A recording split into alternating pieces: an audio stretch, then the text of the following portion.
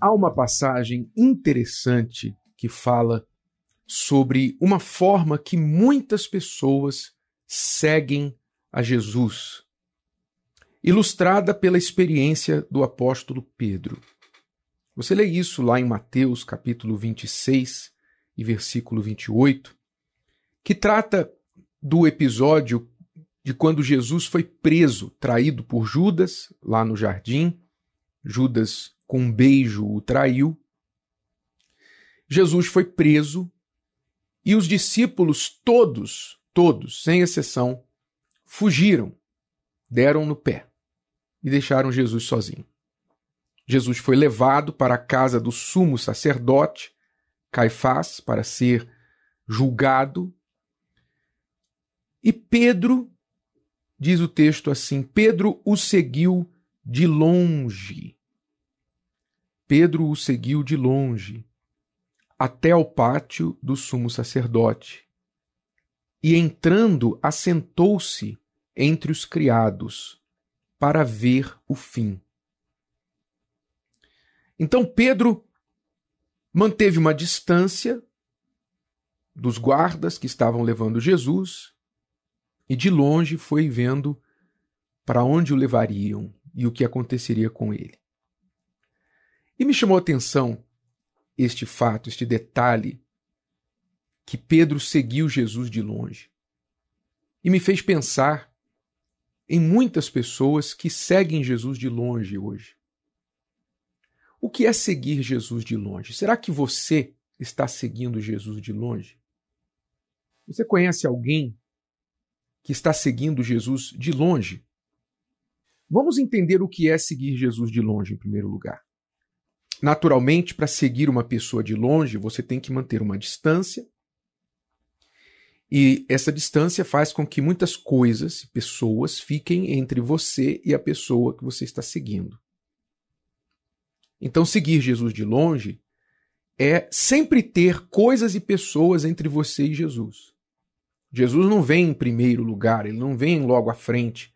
Ele vem depois das coisas e das pessoas, depois do trabalho, depois do carro, da casa, depois da escola, do estudo, das viagens, do namorado, do marido, do filho, do vizinho, do cachorrinho.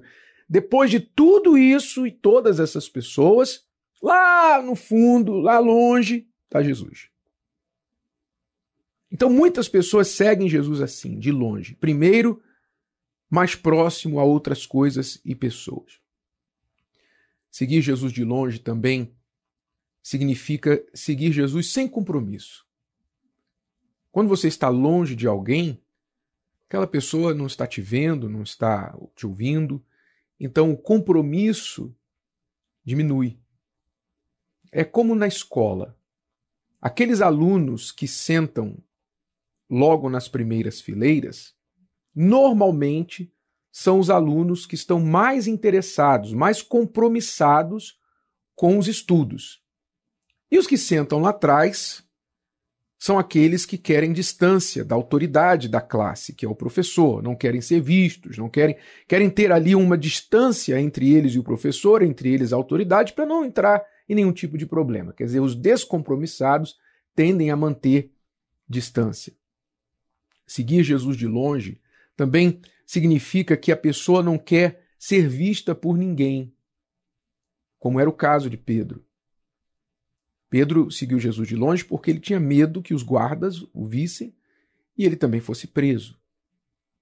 Então, muitas pessoas seguem Jesus de longe porque elas não querem que ninguém saiba que elas seguem Jesus. Elas mantêm uma fé um pouco assim, privada, particular. É só elas e Deus, elas pensam. Não, isso aqui é só eu e Deus. Eu não preciso falar para ninguém, ninguém precisa saber. Eu não quero que as pessoas fiquem pegando no meu pé. Então as pessoas, muitas vezes, têm vergonha da própria fé, têm vergonha de Jesus. Por isso o seguem de longe. E note que Jesus falou uma vez que se alguém se envergonhar dele diante dos homens, ele se envergonhará desse alguém diante do Pai. Então, quem segue Jesus de longe por vergonha dos outros ficarem sabendo, na verdade não está seguindo Jesus. E eu posso falar aqui de uma experiência pessoal que eu tive, porque nos primeiros meses da minha caminhada com Jesus, eu segui Jesus de longe. Eu tinha vergonha, porque na minha época, isso era em 1986. Naquela época, evangélico no Brasil quase não se ouvia falar. Hoje, 30% para 40% da população é evangélica. Mas naquele tempo era uma minoria. E essa minoria ainda era zoada, gozada. A gente não falava evangélico, a gente falava crente. Não é? Então o crente, vai lá o crente, o fulano é o crente. Quando você falava em crente, você logo pensava numa pessoa bitolada, fanática, com um terno maior do que o seu corpo, se fosse homem, e um vestido de Maria Mijona, se fosse mulher. Né? Não usava maquiagem, cabelo comprido e tudo mais. Era essa a imagem que a gente tinha de crente na época. Então a última coisa que você queria falar para os seus amigos era que você era crente. Ok?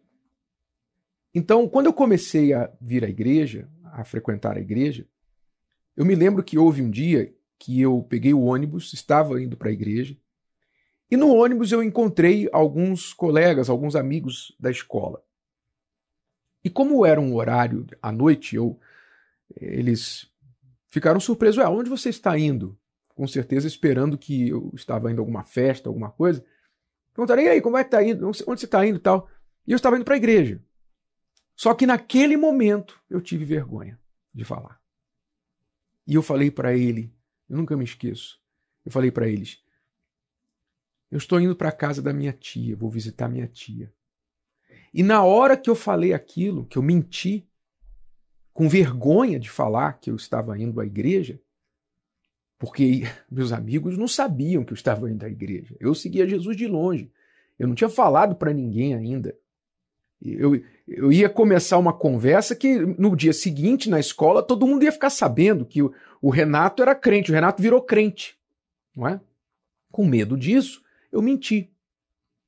Mas na hora que eu menti, na hora que eu falei, eu vou para a casa da minha tia, estou indo para a casa da minha tia, eu senti, era como se eu pudesse ver Jesus ali no fundo do ônibus, baixando a cabeça e se envergonhando de mim.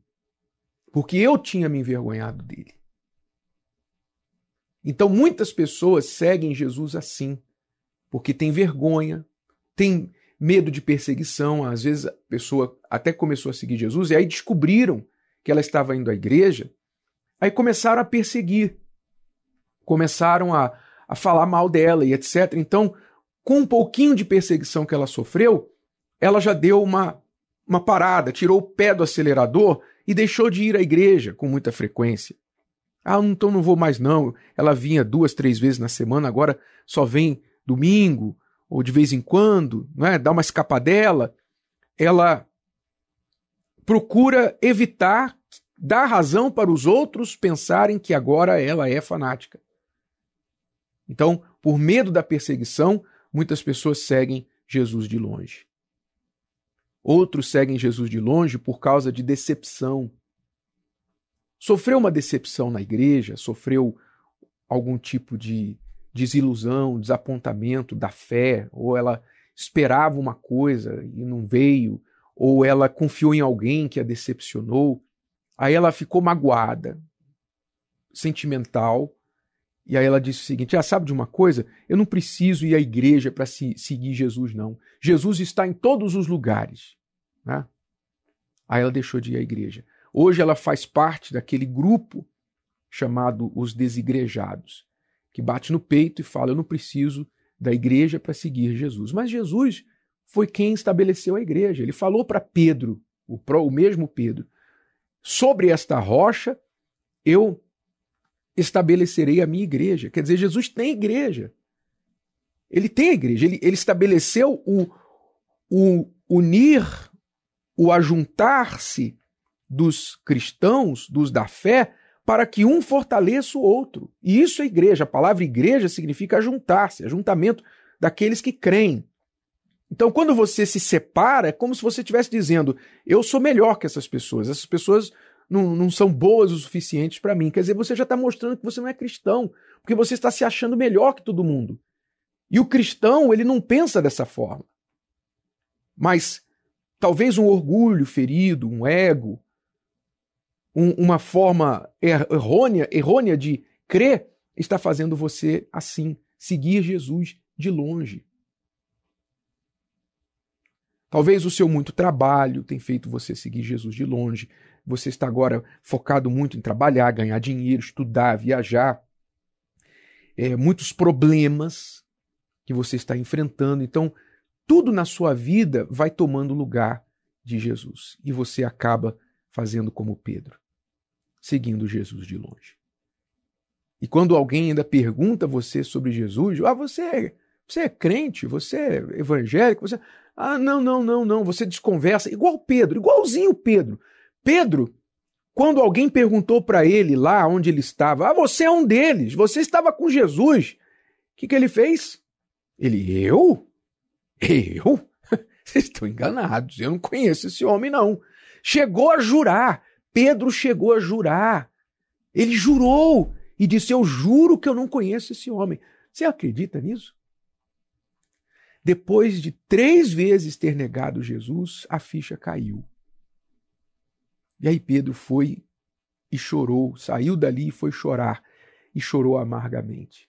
Graças a Deus, para Pedro houve tempo e arrependimento. E ele depois se fortaleceu, aprendeu com esta experiência. Mas será que vai ter tempo para você? Será que você consegue enxergar que esse seguir Jesus de longe, que você tem feito e praticado, não é seguir Jesus coisa nenhuma?